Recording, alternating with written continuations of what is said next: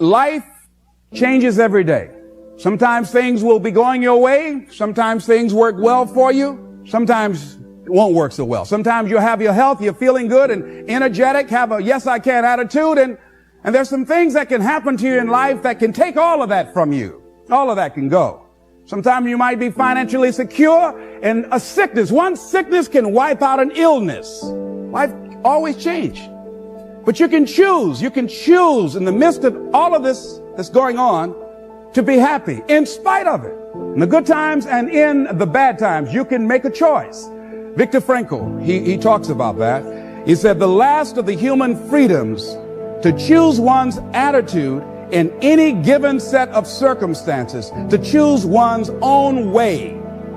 Douglas Matlock has a poem I love entitled It's Fine Today. He said, sure, this world is full of trouble. I ain't said it ain't. Lord, I've had enough and double reason for complaint. Rain and storm have come to fret me. Skies are often gray. Thorns and brambles have beset me on the road. But say, ain't it fine today? What's the use of always weeping, making trouble last? What's the use of always keeping thinking of the past? Each must have his tribulation, water with his wine. Life, it ain't no celebration. Trouble, I've had mine, but today is fine. It's today that I'm living, not a month ago, having, losing, taking, giving, as time wills it so. Yesterday, a cloud of sorrow fell across the way. It may rain again tomorrow. It may rain, but say, ain't it fine today? If a cloud of sorrow comes over here, ain't it fine today? Living in the moment, getting everything we can out of where we are in the moment where we are right now. Living in the present. The other thing is willingness to let people and things go. Want to live a life of fulfillment. You've got to be willing to let certain people go in your life, especially if they want to go. When they're no longer good for you, just let them go. Just to hold on tenaciously really doesn't make really good sense, all right? Just many times we do it because we don't realize that we might desire it, but we don't need it. And ladies and gentlemen, you've got to be willing to risk. If you're not willing to risk, you can't grow in life. Life has no power when you're not willing to risk. Somebody wrote this and it was given to me. It said, to laugh is to risk appearing the fool. To weep is to risk appearing sentimental. To reach out for another is to risk involvement. To expose feelings is to risk exposing your true self. To place your ideas, your dreams before a crowd is to risk their loss. To love is to risk not being loved in return. To live is to risk dying. To hope is to risk despair. To try is to risk failure.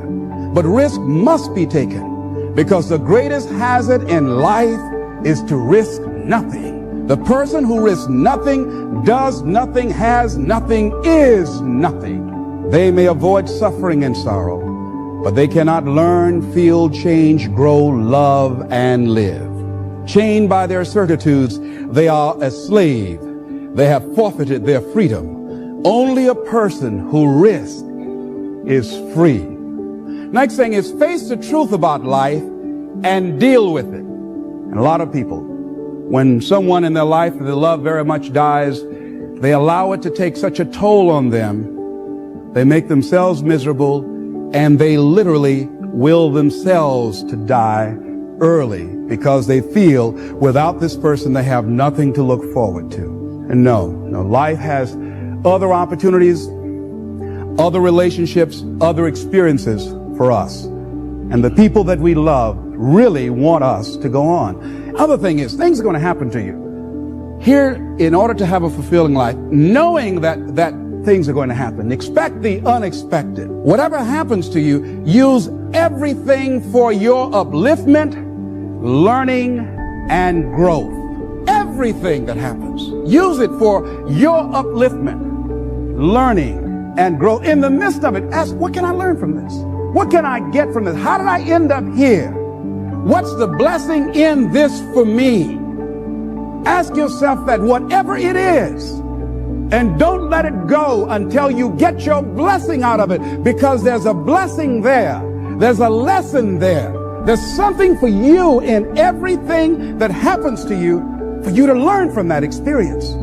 Look at it, examine it, analyze it, dissect it, take it apart until it reveals itself to you. And then get what you need from that and move on. The next thing is live each day with integrity.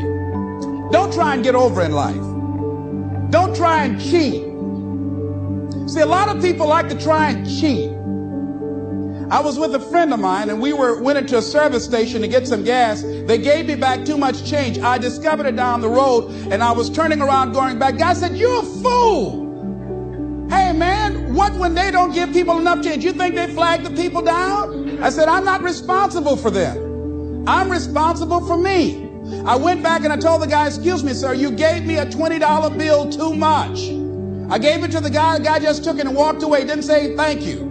The guy in the car laughed, said, "I told you, you fool." I'd have kept that. I said, I'm not responsible for his attitude. I don't care, knowing that he would not say thank you, I would still give it back to him. Because my image of myself says, hey, you don't take something that doesn't belong to you. That's the way my mother raised me. Don't try and cheat. Say, well, you know, this little bit won't count. Everything counts. I like what Whitaker says, what you think about me is none of my spiritual business. So when you're keeping integrity with yourself, you know that's going to bring you under a lot of pressure. See, most people stop short of their dreams and park and get off the highway of life because of the rejections of life. You will always be rejected. It's no big deal. Jack Canfield said rejection is a myth. It's not like when somebody says no and then they slap you. No, it's just, you know, to me, make no your vitamin. Get excited about the no. Why? Because every time someone says no, that brings you another step to a yes. You're getting closer.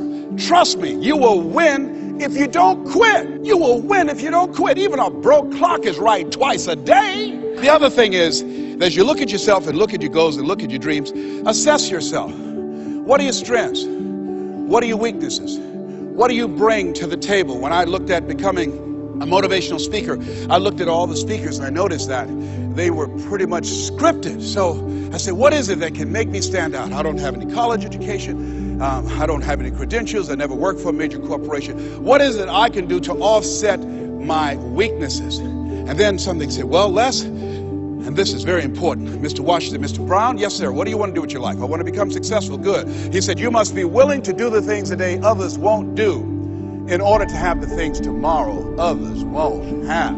That's why you said you have something special. See, very few people go to seminars and workshops. They'll go to a concert, but showing up to get something that can expand their minds and help them to begin to see their lives differently, to give them a larger vision of themselves, they'll be too busy. Or they say, well, how much does it cost? Well, information costs, but it pays for itself. Here's the other thing is, ladies and gentlemen, let's say it's me. Yeah, see, it's possible you can live your dream. It's necessary that you have the mindset that I'm going to do this. But you've got to take ownership. You've got to decide, hey, I'm going to do this. You've got to take responsibility for your life. George Bernard Shaw said the people that make it in this life, they look around for the circumstances that they want, and if they can't find them, they create them. You've got to decide, it's me. You've got to say, and say this with conviction, I expect to win.